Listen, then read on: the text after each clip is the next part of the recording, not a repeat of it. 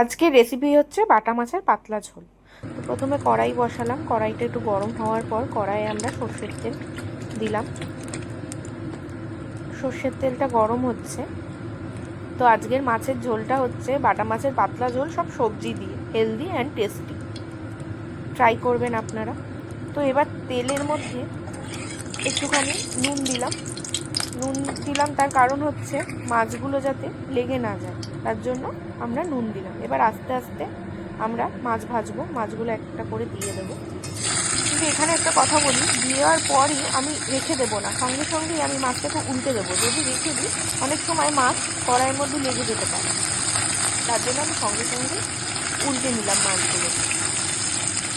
তো বন্ধুরা, একটা কথা বলি, এটা হচ্ছে আমার একটা নতুন পেজ, রান্নার পেজ। যদি আপনাদের ভালো লাগে তো প্লিজ শেয়ার করবেন এবং লাইক দেবেন। আপনাদের শেয়ার এবং লাইকে আমার আরও ইচ্ছে হবে যে আরও নতুন নতুন রেসিপি দেওয়া। তো মাছগুলো ভাজা হচ্ছে, ভাজা হয়ে গেলে, আর এই মাছটা একটুখানি ছোটো মাছ যেহেতু, এই জন্য আমি একটু কড়া করে ভেজে নেব, নইলে কড়া করে না ভাজলে গলায় কাটা ফুটতে পারে। তো মাছ ভাজা হয়ে গেছে, এবার কড়াই তেল গরম হচ্ছে, আর একটু তেল দিলাম আমি, কড়াই তেল গরম হচ্ছে। তো আজকের আনাজগুলো কি কি আছে সেগুলো বলি আপনাদের। পটল, ঝিঙে, আলু আর কাঁচকলা, আর 4-5টা কাঁচা লঙ্কা, ব্যাস।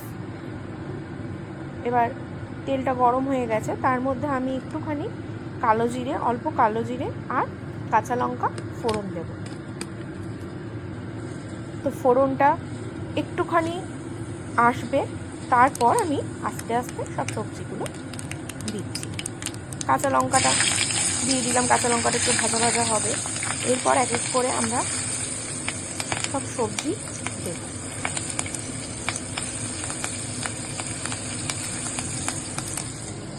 প্রথমে আমি পটলটা দিয়ে দেব। পটলটা দিয়ে একটু নাড়াচাড়া হবে, একটু একটু ভাজবো পটলটা দিয়ে। তারপর আস্তে আস্তে কাঁচকলা দেবো। আরেকটা কথা বলি, এখানে যেহেতু ঝিঙে আছে, ঝিঙেটা আমি একসঙ্গে দেবো না, ঝিঙেটা একটু পরে দেবো। তার কারণ হচ্ছে ঝিঙে তো নরম, একসঙ্গে দিলে গলে যেতে পারে।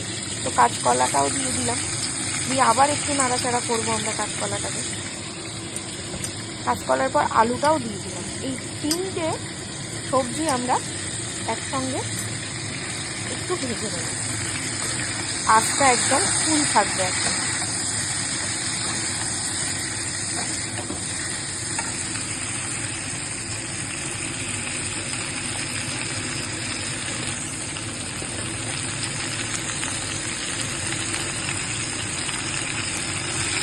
এবার একটু আমরা এখানে নুন দেবো, নুনটা স্বাদ মতো দেবেন। আমি এখানে এখন নুনটা কেন দিলাম, যাতে সবজিগুলো নরম হয়ে যায়, তাড়াতাড়ি সেদ্ধ হয়ে যায়। নুন দিয়ে আবার আমরা নাড়াচাড়া করে নিলাম। করে নিয়ে এবার আমি ঝিঙেটাকে অ্যাড করব। আগেই বলে দিলাম ঝিঙেটা নরম, এর জন্য আমরা পরে ঝিঙেটা অ্যাড করব।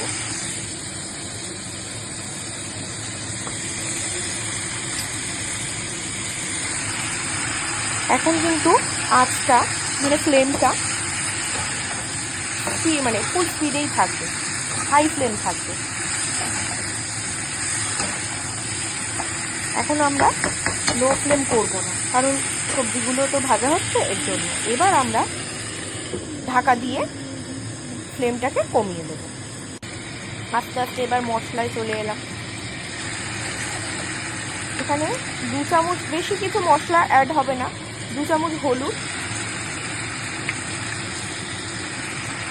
4 চা চামচ জিরে গুঁড়ো আর 2 চামচ ধনে গুঁড়ো।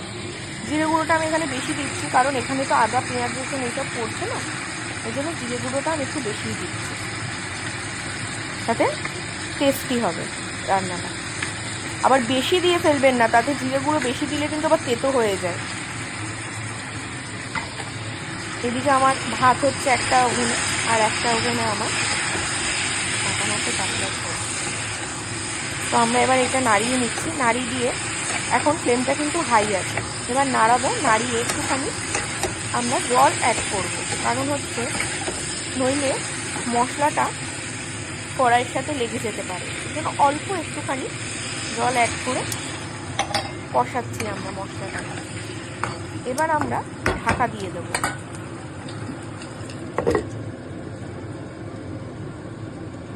মশলা আস্তে আস্তে কষে যাওয়ার পর এবার তো আমি ঝোল দিয়ে দিলাম। ঝোল দেওয়ার পর দেখলাম সব কিছু সবজি সেদ্ধ হয়ে গেছে। তারপর আমরা আস্তে আস্তে মাছগুলো দিয়ে, মাছগুলো যেন ঝোলের মধ্যে চুবে যায়, তার জন্য মাছের যে ঝোলের যে টেস্ট সেগুলো মাছেও ঢুকে যাবে মশলাগুলো। এবার 2-3 মিনিট ফুটবে। তার মধ্যে নামাবার আগে আমরা দেব হচ্ছে অল্প একটু ধনেপাতা। এটা দেখেও দিতেও পারে, আবার না দিতেও পারে, তবে এবার ফ্লেমটা কিন্তু হাই থাকবে। এখন যখন ধনেপাতাটা দিচ্ছি আমি ফ্লেমটা হাই থাকবে, যাতে টকবক করে জিনিসটা ফোটে। ধনেপাতা দিয়ে এবার 2 সেকেন্ড ফুটবার পর আমি নিভিয়ে দেবো গ্যাসের ফ্লেমটা। 2 মিনিট ফোটার পর গ্যাসের ফ্লেমটা নিভিয়ে দিলাম। হয়ে গেল আমাদের গরমের বাটা মাছের পাতলা